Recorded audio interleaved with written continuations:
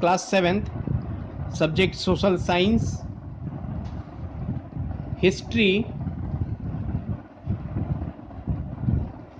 chapter 2nd, new kings and their kingdoms, यानी नए राजा और उनके राज्य. In this chapter, first of all, we are going to know the rise of small kingdoms in the northern India, यानी उत्तर भारत में नए नए राज्यों का उदय. The history of India was marked by confusion and disorder after the death of Harshvardhan in 1848. In the absence of a strong imperial power, India was divided into a number of small independent kingdoms. These kingdoms were governed by Rajput rulers. Some of these rulers had been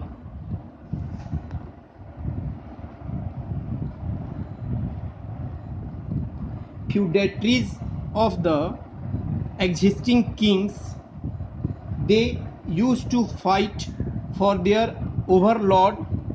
Existing kings, they used to fight for their overlord, the king, and supplied soldiers when the king went to war.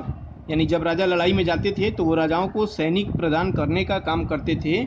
Later, some of these feudal lords gained richness and strength.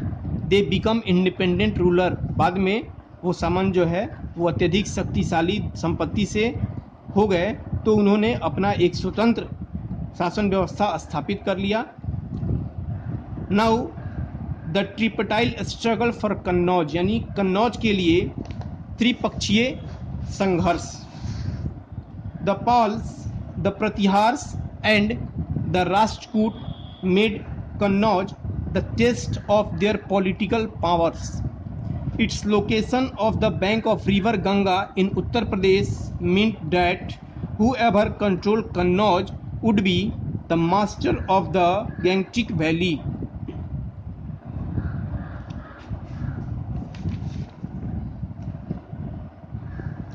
The struggle for control over Kannauj come to the known as the tripartite struggle, यानी इन तीनों पक्षों के बीच कन्नौज के लिए लड़ाई हुई, इसीलिए इसे त्रिपक्षीय युद्ध के नाम से भी जाना जाता है. Three sided struggle.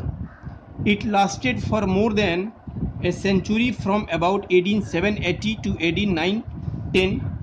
Now effect of the conflict, यानी इस लड़ाई का क्या प्रभाव पड़ा, इस लड़ाई के बाद क्या प्रभाव हुआ. The three kingdoms weakened as a result of continuous fight against one another. Later the Rashtrakuta were subdued by the Chalukyas. The Palas were thrown out of power by the